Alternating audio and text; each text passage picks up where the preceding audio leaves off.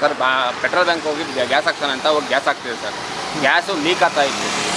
Gas leak ಆಗ್ತಿತ್ತು ಅಂತ ಹೇಳ್ಬಿಟ್ಟು ಏನು ಮಾಡಿದಾಗ ಗ್ಯಾಸ್ ಫುಲ್ ಆಗಿತ್ತು, ಔಟ್ ಆಗಿಂತ ನಿಂತ್ಕೊಂಡು ನಿಂತಿತ್ತು. ಅವ್ನು ಯಾರೋ ಇನ್ನೊಬ್ಬ ಹಿಂದೆ ಬಂದು ನಿಂತ್ಕೊಂಡು ಆಟೋ ನಾನು ಸರ್ ಅದು ಫುಲ್ ಪಿನ್ನೇ ಹೋಗಿದೆ, ಪಿನ್ ಚೇಂಜ್ ಮಾಡಬೇಕು ಅಂತ ಹೇಳ್ದೆ ಸರ್.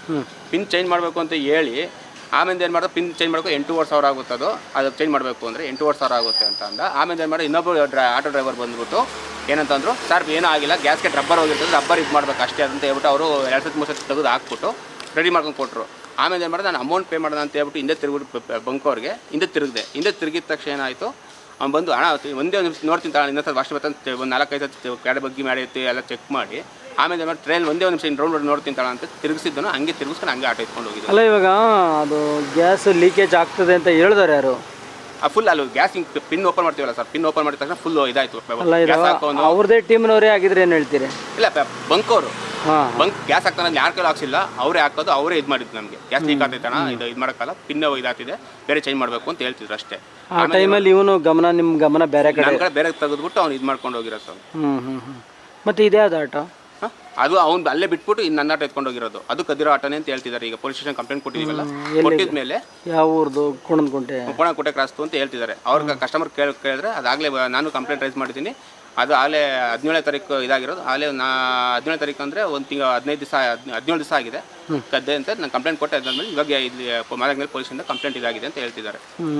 ಅಲ್ಲ ನೀವು ಫ್ಯಾಮಿಲಿಯನ್ನೆಲ್ಲ ಇದ್ಕೊಂಡೇನೆ ನಿಮ್ಮ ಫ್ಯಾಮಿಲಿ ಸಮೇತ ಸರ್ ಒಂದು ನಿಮಿಷ ಹತ್ತೀವಿ ಅಂತ ಅನ್ನೋ ಅಷ್ಟಲ್ಲಿ ಬೇಡ ಗ್ಯಾಸ್ ಬ್ಲಾಸ್ಟ್ ಆಗ್ಬಿಡ್ತದೆ ಹಂಗೆ ಹಿಂಗೆ ತೆರೆಸ್ಬಿಟ್ಟು ಆಟೋ ತಗೊಂಡು ಮುಂದಕ್ಕೆ ಹೋಗಿರೋ ಸರ್ ಅವ್ನು. ಏನು ಕಣ್ಣು ಮುಂದೆನೇ ಈ ಥರ ಮಾಡಿಸ್ಬಿಟ್ಟಲ್ಲ, ಏನು ಹೇಳ್ತೀರಾ ಸರ್? ಸರ್ ನೋಡಿ ಎಂಥ ಜನ ಇದ್ದಾರೆ, ನಾವೆಷ್ಟು ನಿಯತ್ತಾಗಿ ಇದು ಮಾಡೋಕೆ ಹೋಗ್ತೀವೋ ನಮಗೆಲ್ಲ ಇದೇ ಥರ ಇದು ಮಾಡ್ತಿದ್ದಾರೆ. ನೀವೆಲ್ಲ ಪೆಟ್ರೋಲ್ ಬಂಕ್ ಹತ್ರನೇ ಇದ್ರಿ? ನಾವು ಯಾವ ಎಲ್ಲರೂ ಬಂದು ಲೈನ್ ಕ್ಯೂ ನಿಂತಿರ್ತಾರಲ್ಲ ಸರ್ ಆಟೋದವರು, ಅದೇ ಥರ ಕ್ಯೂ ನಿಂತ್ಕೊಂಡು ಪೆಟ್ರೋಲ್ ಹಾಕ್ಸ್ಕೊಂತೀವಿ ಸರ್. ಮದುವೆಗೆ ಹೋಗ್ಬೇಕು ಅಂತ ಹೊರಟಿದ್ವಿ ನಾವು, ಮದುವೆಗೆ ಹೋಗ್ಬೇಕಾದ್ರೆ ಸಡನ್ನಾಗಿ ಈ ಥರ ಆಯಿತು, ಅಲ್ಲ ನಿಲ್ಸ್ಕೊಂಡು ಕಂಪ್ಲೇಂಟ್ ಕೊಟ್ಟು. ಏನು ಕನ್ನಡ ಮಾತಾಡ್ತಿದ್ದ? ಎಷ್ಟು ಜನ ಇದ್ರು ಅವರು ಅಂತ? ಅವ್ನು ಒಬ್ಬನೇ ಸರ್. ಆಟೋದಲ್ಲಿ ಬಂದು ಆಟೋ ನಿಲ್ಲಿಸ್ತಾ ಅವನು ಗ್ಯಾಸ್ ಹಾಕ್ಸ್ಬೇಕು ಅಂತ ನಿಲ್ಸ್ಕೊಂಡು ನನ್ನ ಆಟೋ ಫಿಲ್ ಆಗಿತ್ತು ಅಂತ ಹೇಳ್ಬಿಟ್ಟು ಆಟೋ ಎತ್ಕೊಂಡು ಹಂಗೆ ಇದಾಗಿದೆ. ಈಗ ಸ್ಟೇಷನ್ ಹತ್ರ ಗಾಡಿ ತಂದಿದ್ದೀನಿ, ನಿಲ್ಸಿದ್ದೀನಿ, ಸ್ಟೇಷನಲ್ಲೇ ಇದೆ ಗಾಡಿ.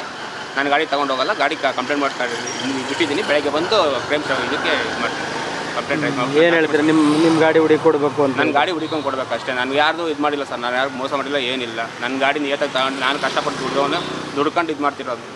ಯಾಕೆಂದ್ರೆ ನನ್ನ ಫ್ಯಾಮಿಲಿ ಫುಲ್ ನನ್ನ ಇದಲ್ವ ಸರ್. ನಾನು 10 ರೂಪಾಯಿ ದುಡ್ಕೊಂಡ್ರೆ ನನ್ನ ಫ್ಯಾಮಿಲಿ ನಾನು ಇದಾಗುತ್ತೆ, ಅದು ಯೋಚನೆ ಮಾಡ್ಕೊಂಡು ನಾವು ಇದು ಮಾಡ್ತಿರೋ ಸರ್. ನಾವು ಕೂಲಿ ಕೆಲಸ ಮಾಡ್ಕೊಂಡು ಮಾಡ್ತಿರೋದು. ಎಲ್ಲಿ ಆಗಿದ್ದು ಇದು ಇನ್ಸಿಡೆಂಟ್? ಇಲ್ಲಿ ಮಾಕ್ಲಿತವ ಭಾರತ್ ಪೆಟ್ರೋಲ್ ಅಂತ ಇದೆ ಸರ್, ಅದು.